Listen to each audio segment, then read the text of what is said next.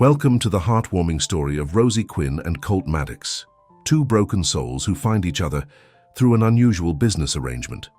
Set against the backdrop of Copper Hollow Farm, this tale of unexpected love shows how sometimes life's detours lead us to exactly where we're meant to be. Before we begin this story, comment below where you're watching from. The old pickup truck rumbled to a stop at the edge of Copper Hollow Farm, kicking up dust on the dirt road. Rosie Quinn stepped out, shielding her eyes from the bright afternoon sun. At 25, she had already faced more hardship than most people twice her age. Her patched canvas bag held everything she owned, and the borrowed boots on her feet were a size too big. But it was her determination, not her possessions, that defined her. The sprawling farmland stretched as far as she could see. Fields of corn swayed in the gentle breeze, and in the distance, a two-story farmhouse stood proudly against the blue sky. This was her last hope. 3 months of caring for her grandmother through cancer had drained not only Rosie's savings, but also her spirit. When Gran passed, the medical bills left Rosie with nothing but memories and debt. She'd tried everything in the city, waitressing, cleaning houses, even night shifts at the hospital. But it wasn't enough, not nearly enough. "You're trespassing," a deep voice said from behind her. Rosie turned to face a tall man with broad shoulders and a stern expression.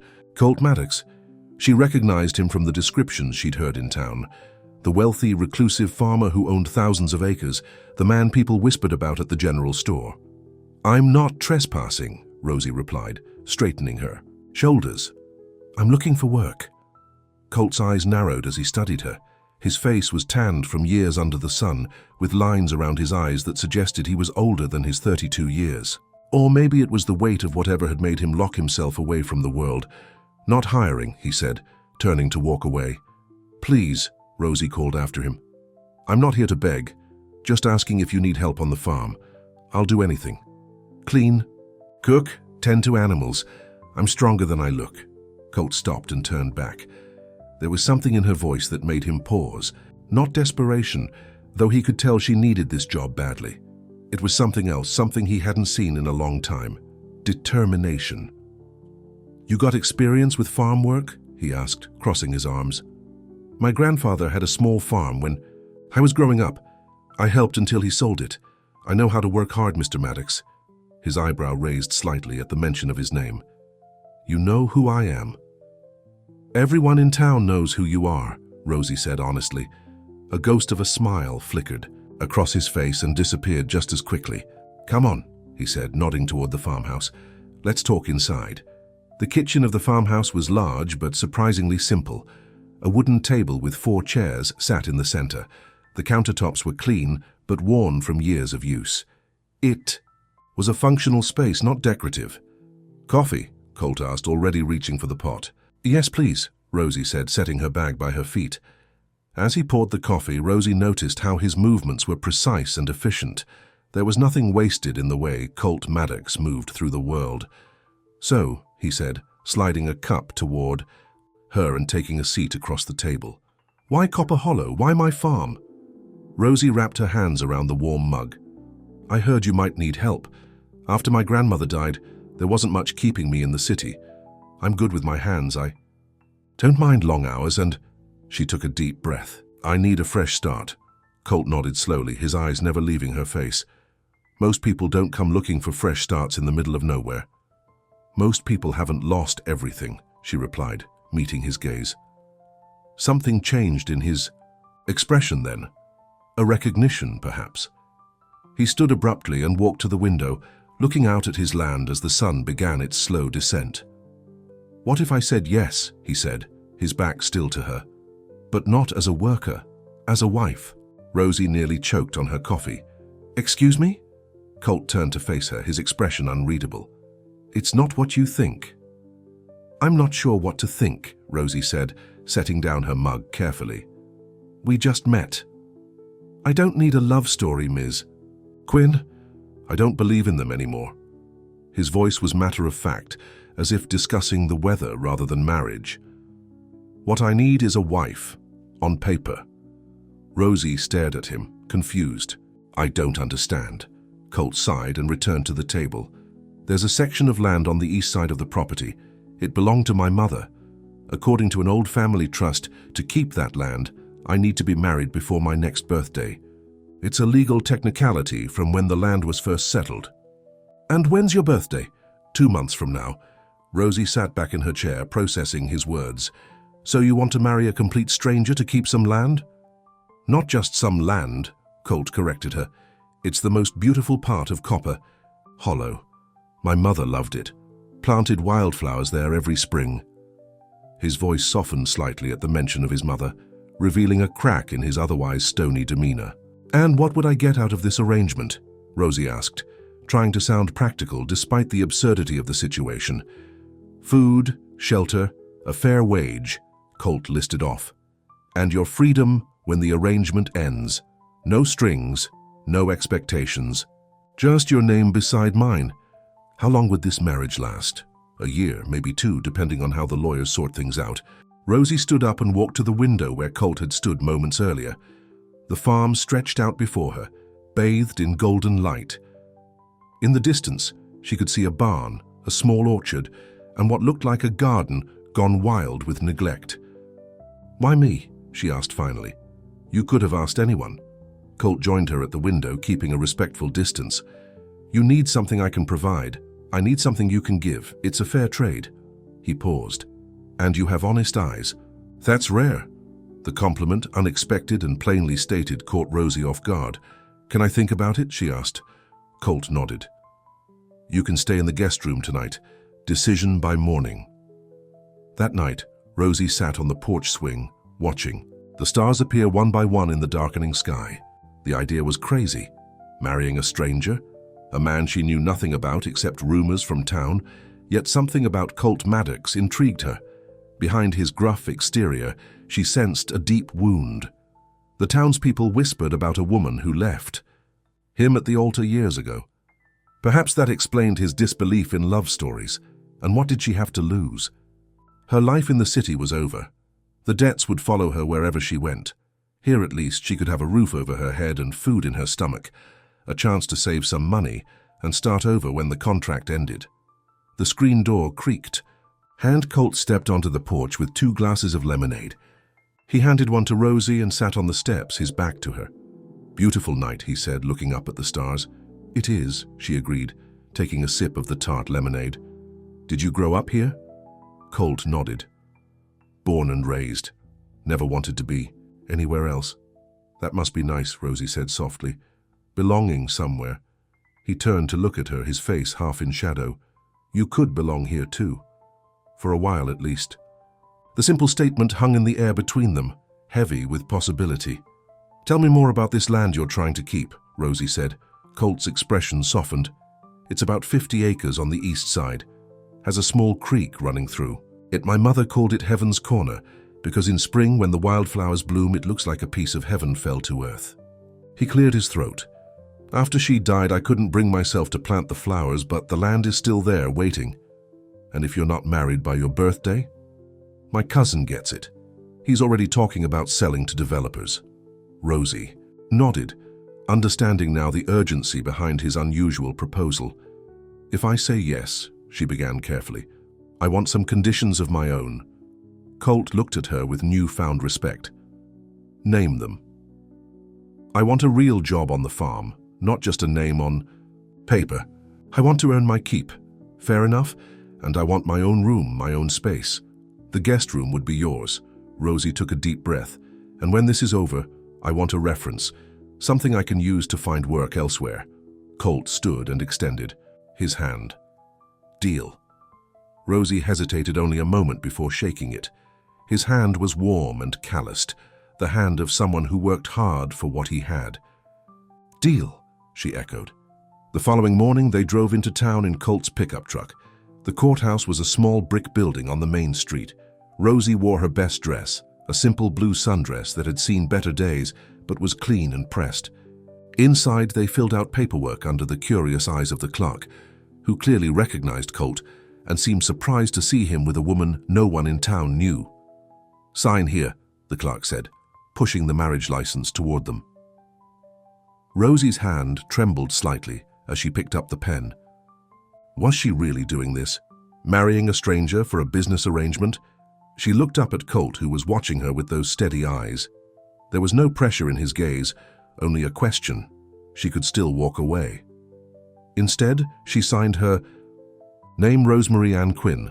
Colt took the pen and added his signature below hers, Colton James Maddox. "Congratulations," the clerk said without enthusiasm.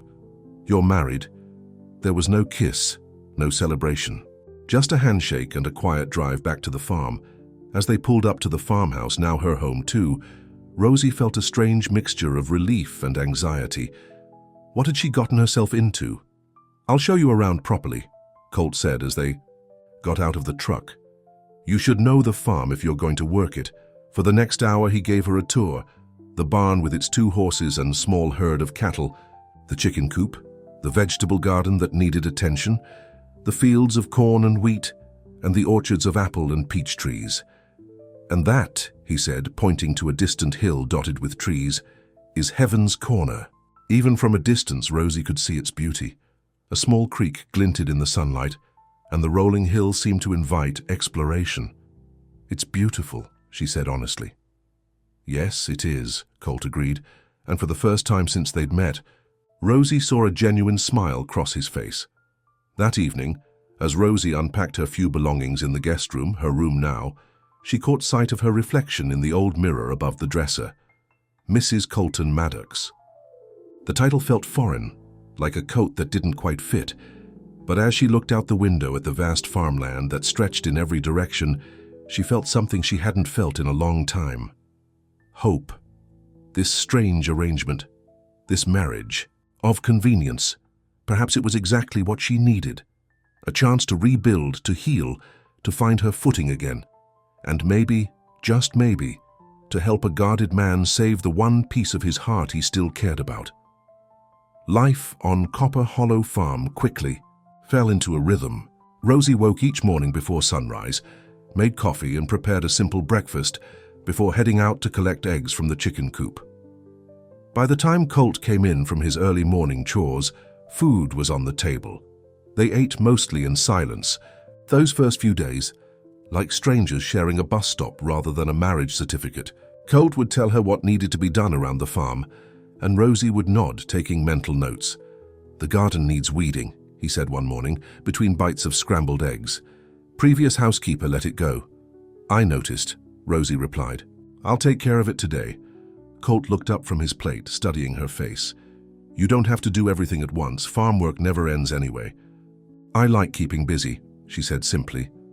He nodded, understanding in his eyes. "There are gardening tools in the shed. Take what you need." By the end of her first week as Mrs. Maddox, Rosie's hands were blistered and her muscles ached. But the vegetable garden was coming back to life. She'd pulled weeds, turned soil, and planted new seeds. The work was hard but satisfying in a way her city jobs never had been. One evening, as the sun was setting, Colt found her sitting on the back porch steps, soaking her hands in a bucket of cool water. "You've done good work," he said, nodding toward the garden. Rosie smiled, pleased by the simple praise. "Thank you." Colt sat down beside her, keeping a respectful distance. "Your hands need tending." Without waiting for a response, he went inside and returned with a small tin of salve. "My mother's recipe, beeswax and herbs." "Thank you," Rosie said, surprised by the thoughtful gesture. "Can't have you unable to work because of blisters," he replied practically, but there was a gentleness in his tone that hadn't been there before. As the weeks passed, the awkwardness between them began to fade. They weren't friends exactly, but they were becoming something like companionable co-workers. Rosie learned Colt's routines, and he adjusted to having someone else in his space. The house, which had felt hollow and empty when she arrived, began to feel more like a home.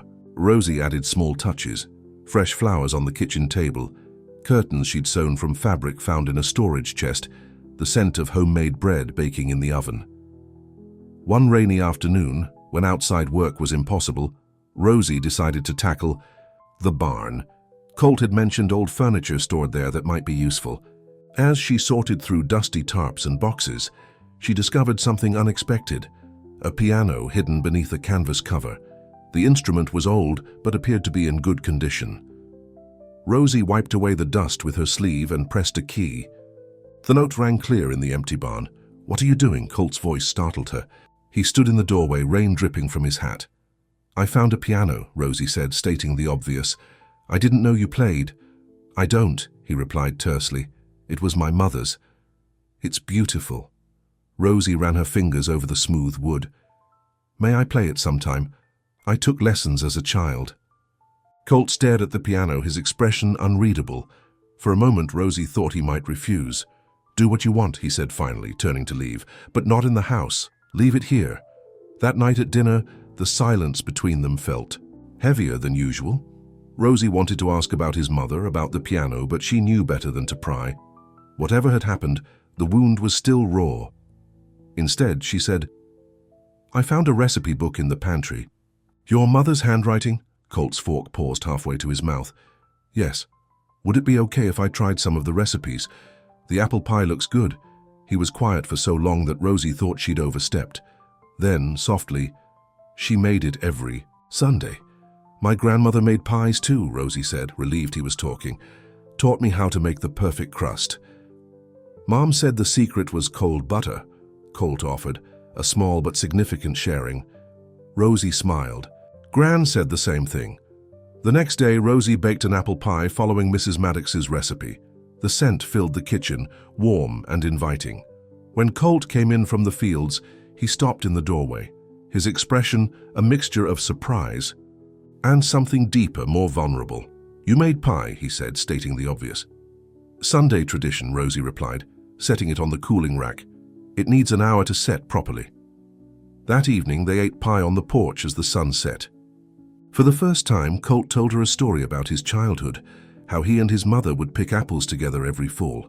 "She could climb higher than anyone I knew," he said, a rare smile softening his features. Said being close to the sky made her happy. "She sounds wonderful," Rosie said gently. "She was." Colt's smile faded. "Cancer took her 5 years ago." Rosie's heart ached with understanding. "I'm sorry. My grandmother too." The shared grief created a bridge between them, fragile but real.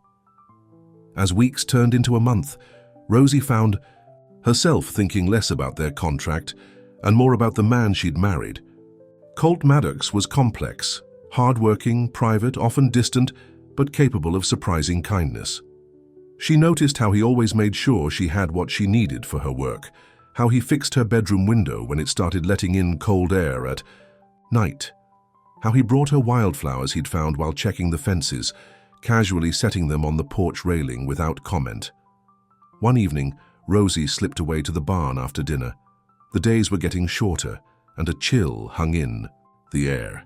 She uncovered the piano and sat down, her fingers finding the keys by memory. She played softly at first, old songs her grandmother had loved. Lost in the music, she didn't hear Colt enter until he spoke. "You play well." Rosie's hands stilled on the keys. "Thank you. I'm a bit rusty."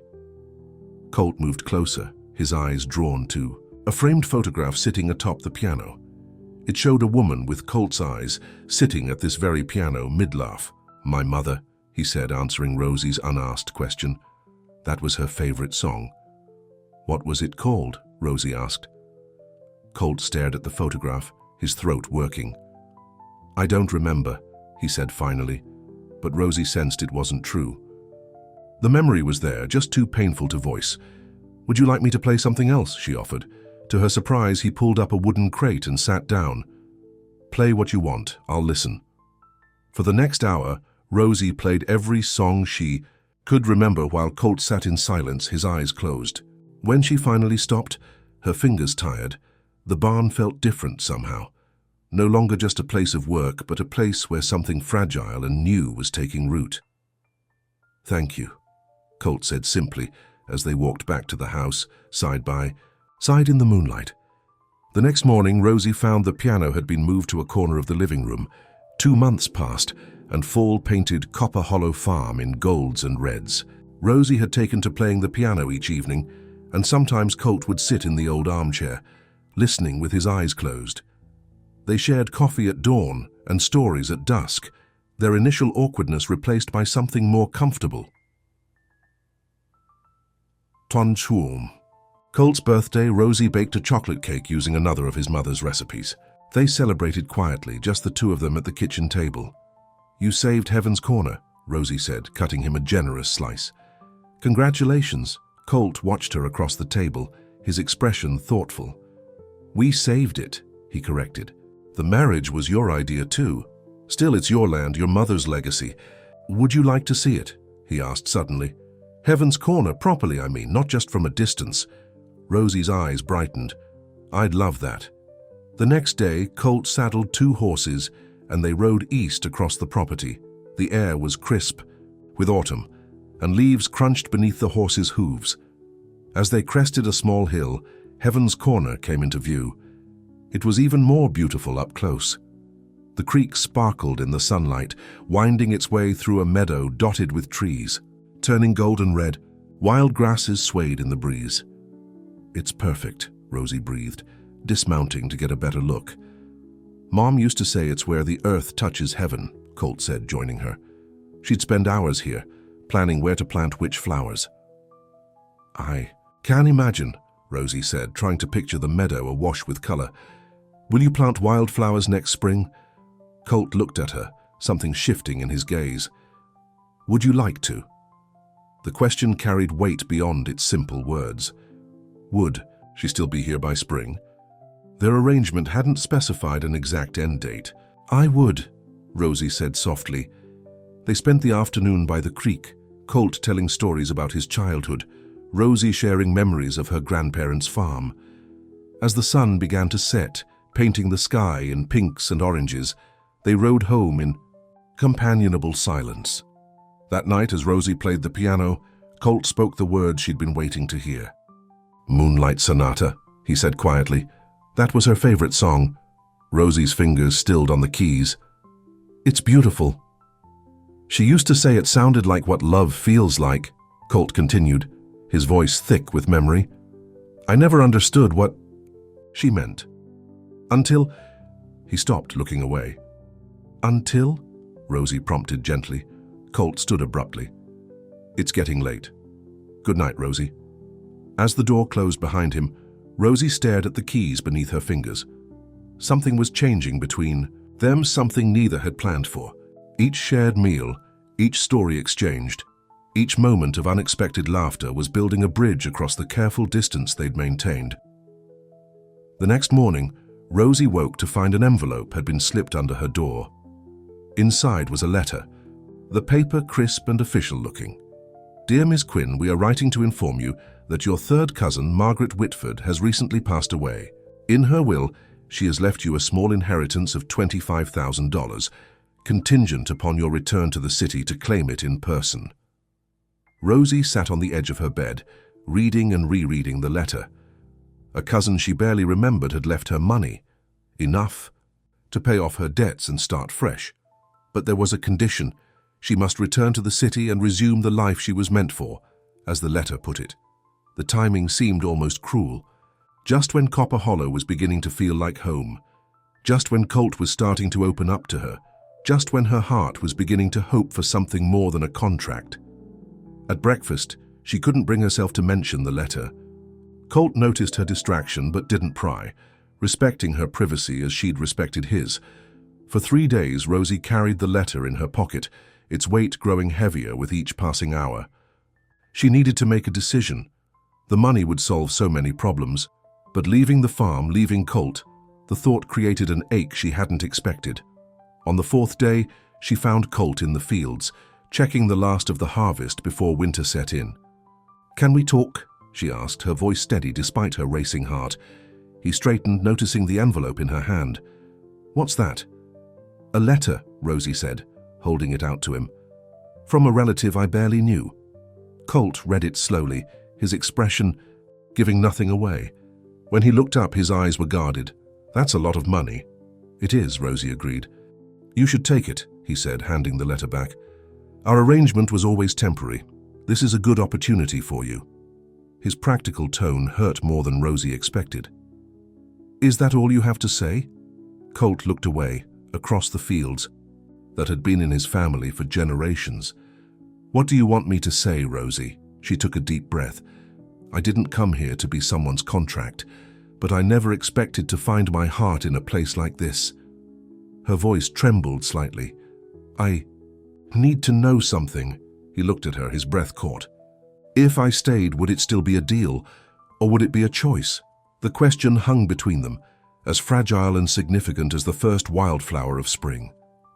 Colt took a step toward her, his eyes revealing what his words hadn't yet dared to say, but before he could answer, the sound of a car engine broke the silence. They both turned to see a sleek black sedan pulling up to the farmhouse, kicking up dust on the drive. A woman stepped out, tall, elegant, her city clothes a stark contrast to the farm setting. Even from a distance, Rosie could see she was beautiful. "Who's that?" she asked, though something in her heart already knew. Colt's face had gone pale. "Elise," he said, the name falling from his lips like a stone. "My ex-fiancée." As they walked toward the house, Rosie noticed Elise wasn't alone. A man in an expensive suit stood beside her, a leather briefcase in hand. "Colt," Elise called, her voice carrying across the yard. "Surprise, aren't you going to welcome me back?" Colt's jaw tightened. "What are you doing here, Elise?" She smiled, but it didn't reach her eyes. "Is that any way to greet an old friend? Especially one who's brought you a gift?" She nodded to the man beside her, who opened his briefcase. "What gift?" Colt asked, suspicion clear in his voice. Elise pulled out a stack of papers, her smile turning triumphant. "The original trust papers, the ones that prove you don't need to be married to keep Heaven's Corner after all." Rosie felt the world tilt beneath her feet. Everything, their marriage, these months together, had been based on a requirement that apparently didn't exist. And, Elise continued, her eyes flicking dismissively toward Rosie, "a secret that your new friend might be interested to hear." The silence that followed Elise's announcement was deafening. Rosie stood frozen, her letter still clutched in her hand, watching Colt's face for any reaction. His jaw was tight, his eyes fixed on the papers Elise was holding like they were venomous snakes. "What are you talking about?" he finally asked, his voice low and controlled. Elise smiled, clearly enjoying the moment. "These are the original trust papers, Colt, the ones your lawyer couldn't find. Turns out they were in the safety deposit box all along." She handed them to him with manicured fingers. "Read it yourself. There's no marriage requirement. That was in your grandfather's will, not your mother's trust." Colt took the papers, his hands steady despite the storm Rosie could see building behind his eyes. He scanned the documents quickly, his expression darkening with every line. "Where did you get these?" he demanded. "Does it matter?" Elise replied with a shrug. "Your mother gave me access to the safety deposit box years ago. I was going through some old things and found them." She glanced at Rosie, her gaze calculating. "Imagine my surprise when I heard you'd gotten married to keep the land. Such a waste when it wasn't even necessary." Rosie felt sick. All these months, building a life together, sharing meals and stories, slowly falling in love, and it had all been based on a misunderstanding. "You could have mailed these," Colt said, folding the papers carefully. "Why come in person after all this time?" Elise's smile faltered slightly. "I thought you'd be happy to see me. It's been 3 years, Colt. People change." "Not that much," he replied flatly. The man in the suit cleared his throat. "Perhaps we should discuss this inside. I have additional papers regarding the trust that require attention." Colt looked at the house, their home, and then at Rosie, his eyes apologetic. "Fine," he said. "We'll talk inside." As they walked toward the farmhouse, Elise fell into step beside Rosie. "So you're the wife," she said, her voice laced with false sweetness. "How quaint. I had no idea Colt was so desperate to keep that worthless piece of land." "Heaven's Corner isn't worthless," Rosie replied evenly. "It's beautiful." Elise laughed, the sound sharp and artificial. "Heaven's Corner? Is that what he calls it? How sentimental." She lowered her voice. "You know he only married you because of me, right? That's the secret he never told you." Rosie kept walking, refusing to take the bait. But Elise wasn't finished. "He put that marriage clause in his mother's will himself after I left him at the altar. Said he'd never marry for love again, only for business. That's all you are to him, a business transaction." The words hit Rosie like a physical blow, but she kept her face neutral. She wouldn't give Elise the satisfaction of seeing her pain. Inside the farmhouse, the lawyer, Mr. Jenkins, as he introduced himself, spread more documents across the kitchen table. As you can see, Mr. Maddox, the original trust has no marriage requirement. The land is yours regardless of your marital status. Colt read through the papers carefully, his expression unreadable. Rosie busied herself making coffee, needing something to do with her hands to keep from shaking. So our marriage was unnecessary, Colt said finally, looking up at Mr. Jenkins. Legally speaking, yes, the lawyer confirmed, though of course if there were other reasons— There weren't, Elise cut in smoothly. Were there, Colt? Just a misunderstanding about some old papers. Rosie set coffee cups on the table with more force than necessary, causing the hot liquid to slosh over the sides. Excuse me, she said, her voice tight. I have work to do. She fled to the garden, her sanctuary for the past months. The vegetables she'd planted were flourishing now, rows of carrots and lettuce, tomato plants heavy with fruit. She knelt in the dirt and began pulling weeds aggressively, as if she could uproot her feelings as easily. She'd been a fool. All those moments she'd treasured, the shared coffee at dawn, the stories in the fading light, the music that had brought them closer, none of it had been real. At least not for Colt. He'd needed a wife on paper, and she'd fit the bill, and now he didn't even need that. Rosie was so lost in her thoughts that she didn't hear the footsteps approaching until a shadow fell across the garden patch. You're going to pull up the carrots if you keep at it like that, Colt said quietly. Rosie looked down to find she was indeed tugging at a carrot plant rather than a weed. She released it quickly. Sorry. Don't apologize. Colt knelt beside her, his hands joining hers in the soil. I'm the one who should be sorry. For what? Rosie asked, not looking at him. For marrying me under false pretenses? Or for not telling me you created the marriage clause yourself? Colt's hands stilled. Elise told you. Yes, Rosie confirmed, finally meeting his eyes. Is it true? Colt sighed, sitting back on his heels. Not the way she made it sound. After my mother died and Elise left, I was not in a good place. I told the lawyer to add the clause because I thought it would protect the land. No wife, no risk of losing Heaven's Corner in a divorce. So it wasn't about never marrying for love again? That part, Colt hesitated.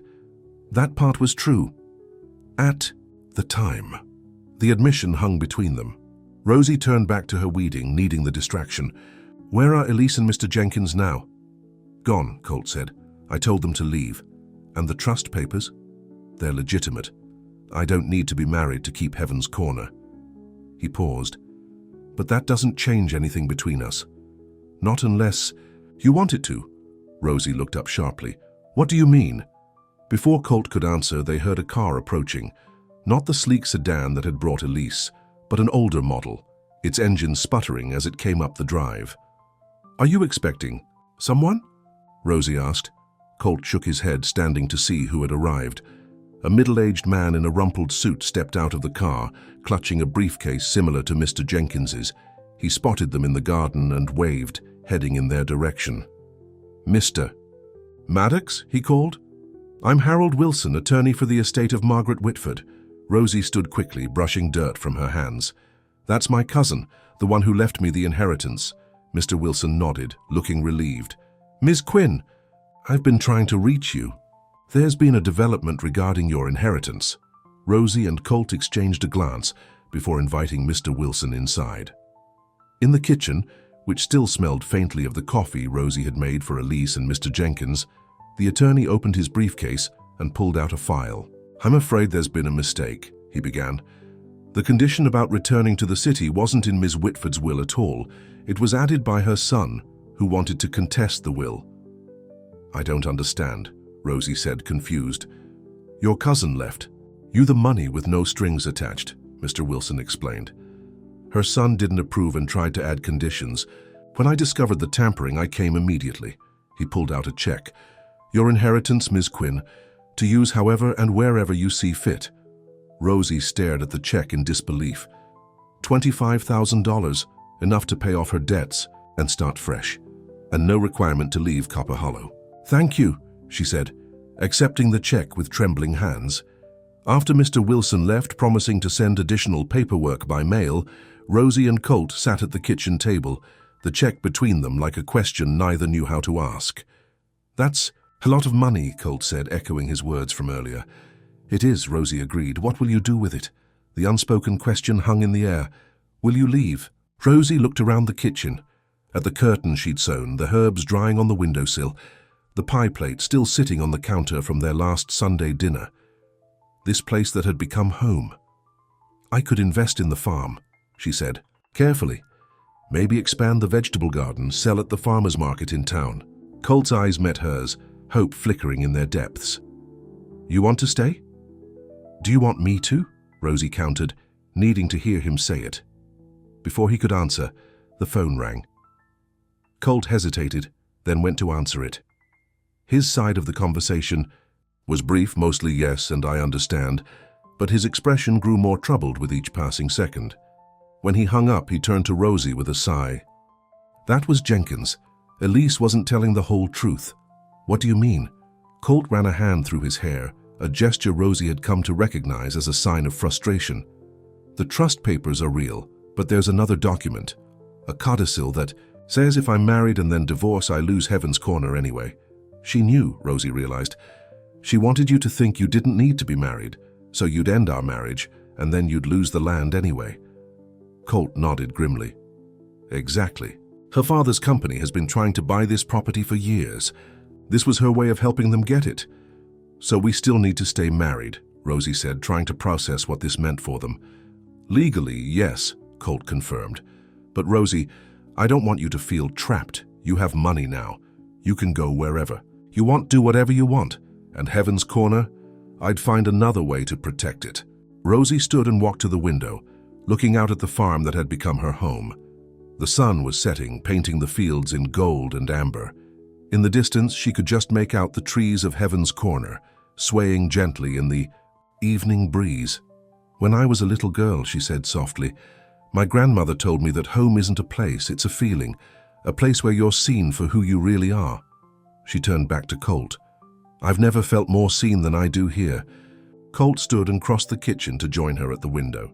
"Rosie," he began, his voice rough with emotion, "before Elise showed up, you asked me a question. If you stayed, would it be a deal or a choice?" Rosie nodded, her heart pounding. "I remember. It would be a choice," he said simply.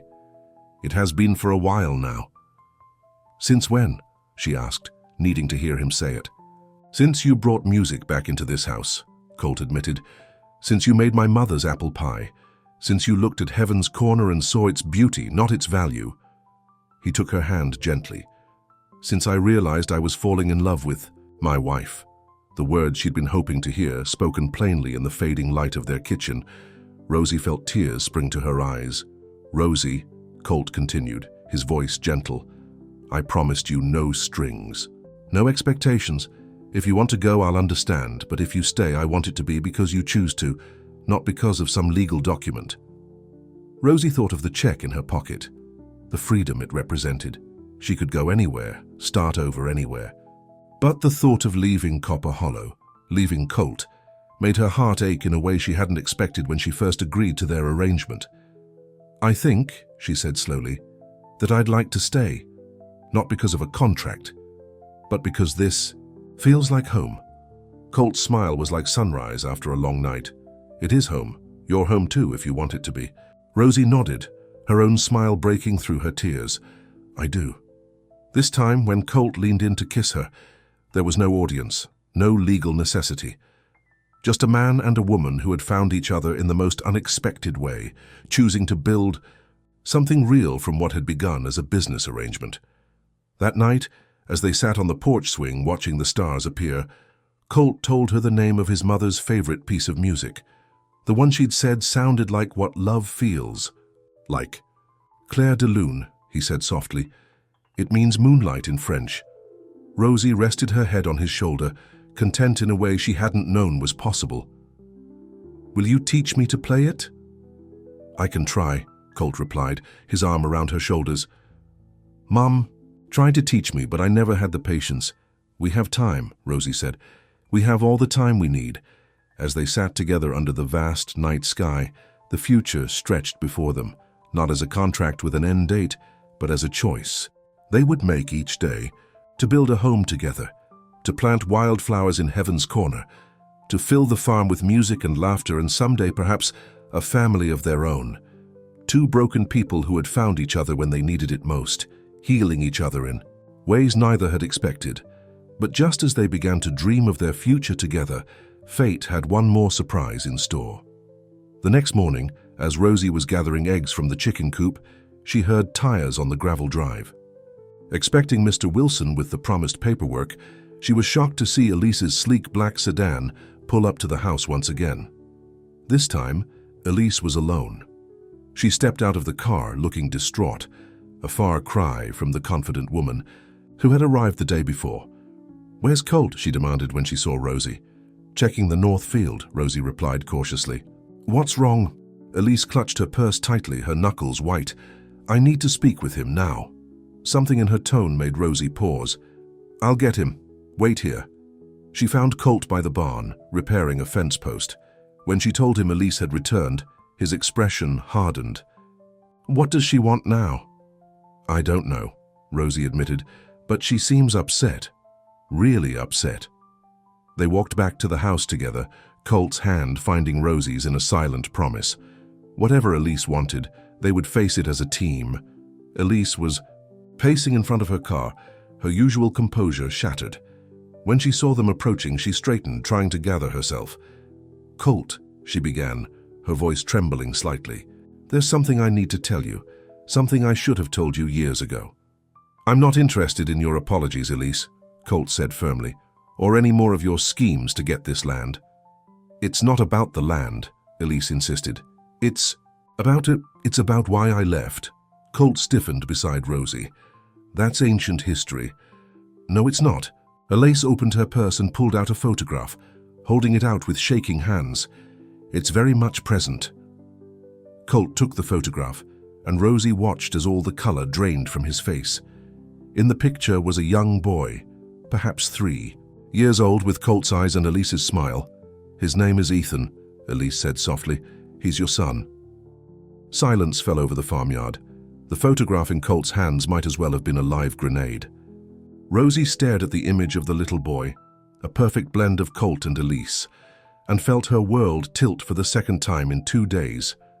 3 years, Colt finally said, his voice dangerously quiet. "You've kept my son from me for 3 years."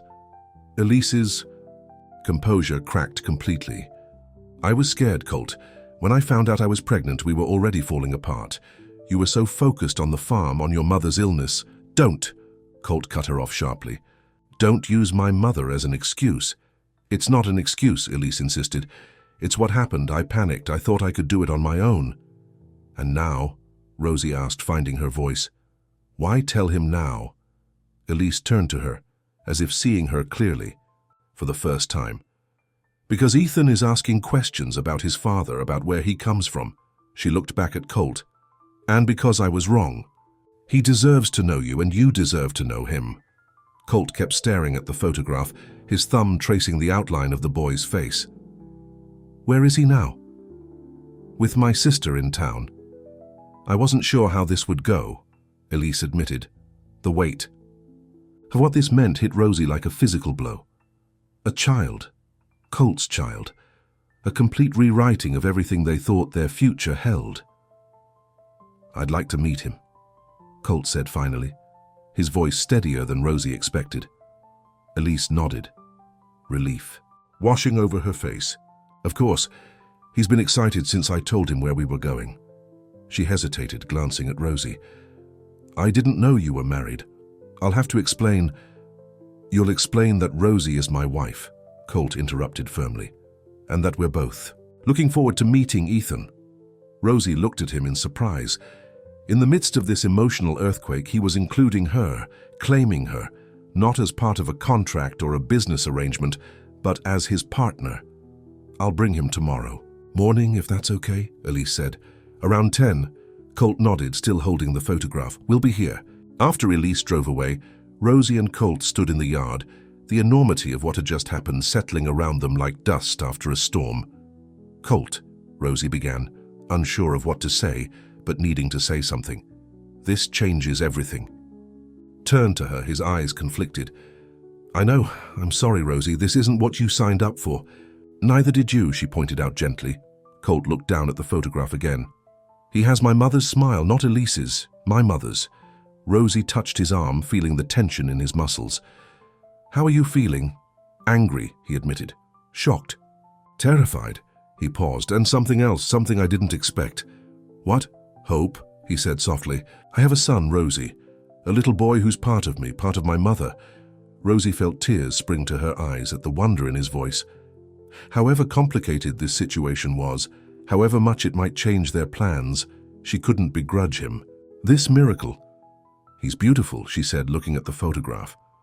Rosie, Colt said, his voice serious. I need to know where you stand. This is a lot to take in. If you need time or if this is too much. It is a lot, she acknowledged. But Colt, when I said I wanted to stay, I meant it. For better or worse, remember? The reference to their hasty courthouse wedding brought a ghost of a smile to his face. I seem to recall we skipped that part of the vows. Consider it implied, Rosie said, squeezing his hand.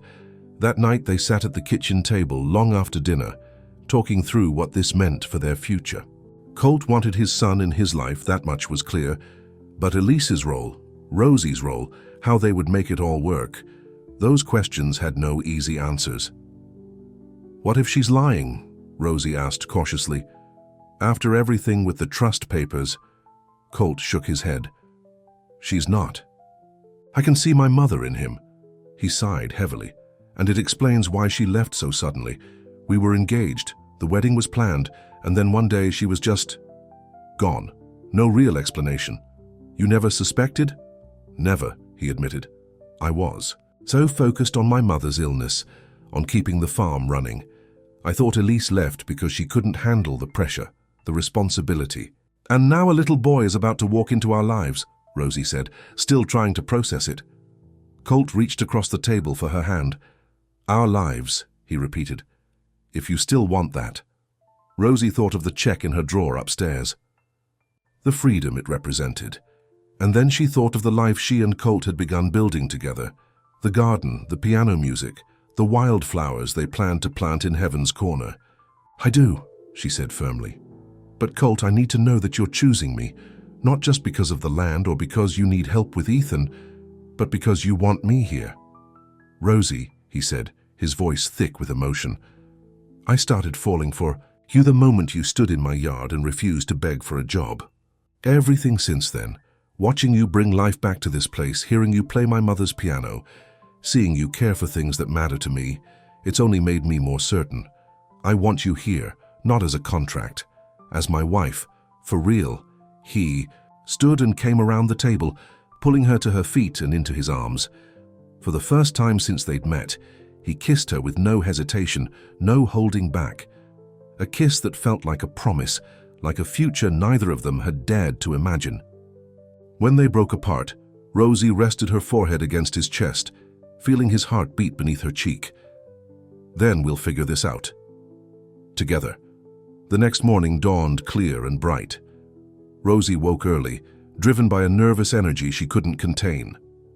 She cleaned the already clean house, baked cookies, and changed her outfit 3 times before settling on a simple blue dress, the same one she'd worn when they got married.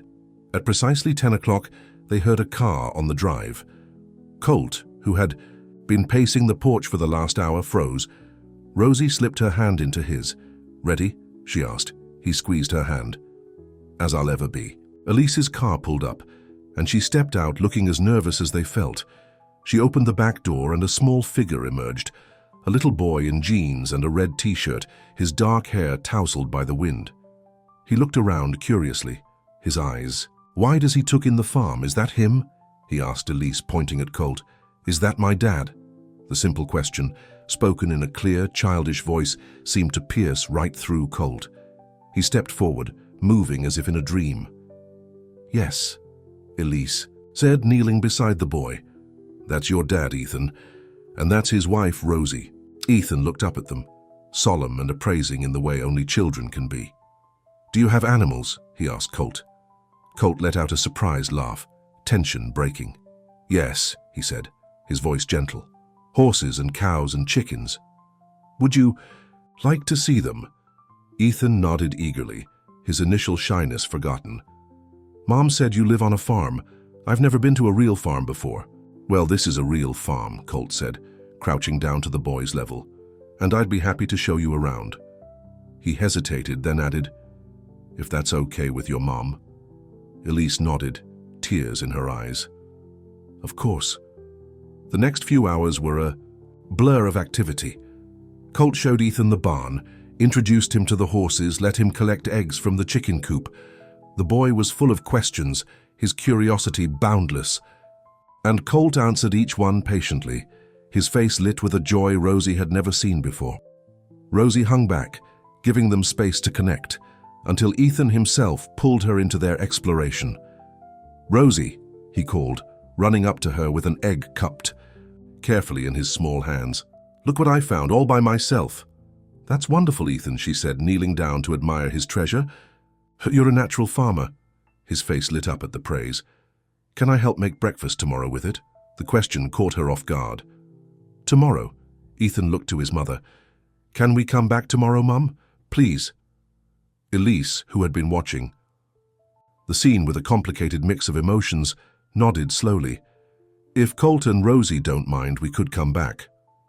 We'd like that, Colt said quickly, catching Rosie's eye. She nodded her agreement.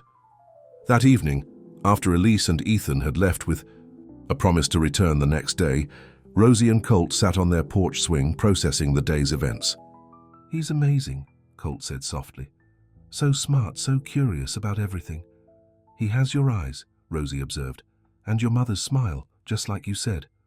Colt nodded, lost in thought. Rosie, I want him in my life. I want to be his father, not just in name, but really be there for him. He turned to her, his expression serious. But I need to know if that's something you can accept. A child changes everything. Rosie thought about the little boy who had shown her his egg with such pride, who had asked if he could help with breakfast tomorrow, who had, in the space of a few hours, started to carve out a place in her heart she hadn't known existed. I never thought much about having children, she admitted. After Gran died, I was just trying to survive.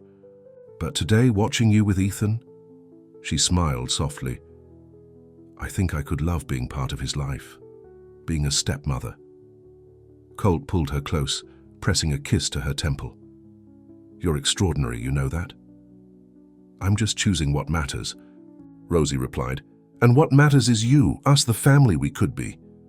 Over the next weeks, a new routine emerged. Elise brought Ethan to the farm every other day, staying for a few hours while he explored and got to know Colt. Rosie found herself naturally falling into a relationship with the boy, not trying to replace his mother, but becoming something new and special in his life. One rainy afternoon, when outdoor activities were impossible, Rosie introduced Ethan to the piano. His little fingers plunked at the keys with delight, and soon she was teaching him simple tunes just as her grandmother had taught her. My grandma played piano too, Ethan told her seriously as they sat side by side on the bench. Did she? Rosie asked, surprised. Ethan nodded. But she's in heaven now. Mom says she watches over me. Colt, who had been reading in the armchair nearby, looked up sharply. Your grandma? Did your mom tell you her name? Grandma Elizabeth, Ethan said, returning his attention to the piano keys. Mom has a picture of her. She's pretty. Elizabeth. Colt's mother's name. The revelation stunned Rosie. Despite everything, Elise had made sure Ethan knew about his paternal grandmother. That night, after Ethan and Elise had gone, Colt was unusually quiet. Rosie found him in the living room, staring at the piano. You okay? She asked gently. She told him about my mother, Colt said, his voice thick with emotion. All this time I thought she'd erased that part of his heritage, but she didn't. Rosie sat beside him, taking his hand. People are complicated, Colt. Even Elise. He nodded slowly. I've been thinking about Heaven's Corner, about the wildflowers my mother used to plant. Spring is coming, Rosie reminded him. We could start planning. I want Ethan to help, Colt said. I want him to know that part of his heritage, the land, the flowers, the music. I think that's a beautiful idea, Rosie agreed. A way to connect him to your mother. As winter gave way to spring, the three adults in Ethan's life found a fragile balance. Elise, seeing how happy her son was at the farm, proposed a more formal arrangement. Ethan would spend weekdays with her in town, where he attended preschool, and weekends at the farm with Colt and Rosie. It's not a perfect solution, she acknowledged, but it gives him stability and lets him be part of both worlds. To everyone's surprise, it worked. Ethan thrived with the routine, excited for his farm weekends but equally content in his town life. And as the adults navigated their complex relationships, old wounds began to heal. One Sunday evening, as Elise prepared to take Ethan back to town, she pulled Rosie aside while Colt helped the boy gather his things. "I owe you an apology," she said quietly. "When I first came here, I was not kind." "You were protecting your interests," Rosie replied diplomatically. Elise shook her head. "I was jealous. Seeing Colt with someone else, seeing how he looked at you. It hurt, even though I was the one who left." She glanced toward the house where Colt's laughter could be heard mingling with Ethan's. "But I see now that you make him happy, in a way I never did. You fit here, in this life. I never would have." The admission, unexpected and sincere, touched Rosie deeply. "Thank you for bringing Ethan back into Colt's life," she said. "It's healed something in him I don't think anything else could have." Elise smiled, a genuine smile without the sharp edges Rosie had first encountered. "And thank you for making space in your life for my son. He adores you, you know."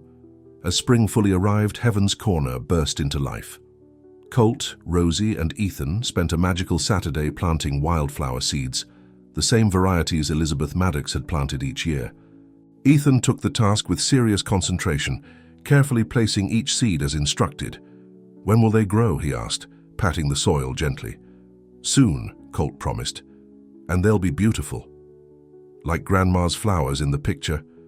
"Just like those," Colt assured him. As they worked together under the warm spring sun, Rosie felt a sense of rightness settle over her. This was where she belonged. This little family they were creating, unconventional as it might be, was exactly what she needed. That evening, after Ethan had fallen asleep in the small bedroom they had decorated just for him, Colt led Rosie to Heaven's Corner. The moon was full, casting silver light over the newly planted field. "It's going to be beautiful," Rosie said, imagining the riot of colors that would soon emerge. "It already is," Colt replied, but he wasn't looking at the field. He was looking at her. He took both her hands in his. "Rosie Quinn Maddox, when you showed up at my farm with nothing but determination in your eyes, I had no idea how much you would change my life." His voice was steady but filled with emotion. "What started as a contract has become the most real thing I've ever known." Rosie felt tears spring to her eyes as Colt continued. "I know our beginning wasn't traditional. I know our family isn't what either of us expected. But I'm asking you now, not for a business arrangement, not for a deal with an expiration date, but for a real marriage, a life together, raising Ethan, running this farm, growing old on this porch." He reached into his pocket and pulled out a small box. Inside was a simple gold band with a single pearl. Elegant, understated, perfectly Rosie. "This was my mother's," he explained. "She told me once to save it for someone who could see the beauty in simple things, someone who would love this land, this life, as much as she did." He took a deep breath. "I think she would have wanted you to have it." The tears Rosie had been holding back spilled over. "Colt, I'm asking you to marry me, Rosie. Again. Not for convenience, not for a contract, but because I love you, because I want to build a life with you." Rosie looked at the ring, at the man holding it, at the land around them that had become her home, at the promise of wildflowers that would soon bloom, bringing Elizabeth Maddox's legacy back to life. "Yes," she said, her voice steady despite her tears. "Yes, Colt, I would marry you 100 times over." He slipped the ring onto her finger, where the plain band from their courthouse wedding already sat. Then he kissed her under the moonlight, in the place his mother had called Heaven's Corner, where the earth touched the sky. 6 weeks later, as spring gave way to early summer, Heaven's Corner exploded with color. Wildflowers of every hue carpeted the meadow, dancing in the breeze. It was here, surrounded by the legacy of Elizabeth Maddox, that Colt and Rosie renewed their vows. This time there was no courthouse, no papers to sign. Just family and a few close friends gathered to witness their commitment. Ethan stood proudly, between them holding the rings. Elise sat in the front row, genuinely happy for the couple who had become, against all odds, her friends. "I, Colton James Maddox, take you, Rosemary Ann Quinn, to be my wife," Colt said, his voice carrying across the flower-filled meadow. "Not for convenience, not for business, but for love. For the music you've brought back into my life. For the hope you've planted in fallow ground. For the home we've built together." Rosie, radiant in a simple white dress with wildflowers in her hair, squeezed his hands. "I, Rosemary Ann Quinn, take you, Colton James Maddox, to be my husband. For the second chance you gave me when I needed it most. For the family we've created together. For all the seasons to come. The planting and the harvest, the winter rest and the spring renewal." As they exchanged rings, Colt's a simple band that matched Rosie's pearl ring. Ethan tugged at Rosie's dress. "Does this mean you're my mom too now?" he asked, loud enough for everyone to hear. Laughter rippled through the gathering, but Rosie knelt down to the boy's level. "It means we're family," she said gently. "You, me, your dad, and your mom too. A different kind of family, but a real one." Satisfied with this answer, Ethan beamed. That evening, as the celebration wound down, Colt found Rosie sitting on a blanket in Heaven's Corner, watching the sunset paint the wildflowers in gold and amber. "Happy?" he asked, sitting beside her. Rosie leaned her head on his shoulder. "Completely." From the farmhouse came the sound of laughter. Ethan playing with the children of their friends, Elise chatting with neighbors who had once whispered about Colt, but now welcomed him back into the community. "If someone had told me a year ago that this would be my life," Rosie said thoughtfully, "I would never have believed them." "Funny how things work out," Colt agreed. "You came looking for a job and found a family. I offered a contract and found love." Rosie smiled, twisting her new ring around her finger. "And all because of a misunderstanding about some old papers." "Best mistake I ever made," Colt said, pressing a kiss to her temple. As the stars began to appear in the darkening sky, they sat together in comfortable silence, surrounded by wildflowers and the promise of all the seasons to come. What had begun as a desperate proposal had blossomed into something neither of them had dared to hope for. A second chance, a new beginning, a love as vast and enduring as the land they called home. And in Heaven's Corner, where Elizabeth Maddox had once said the earth touches the sky, two broken souls had found their way back to wholeness, together. The end.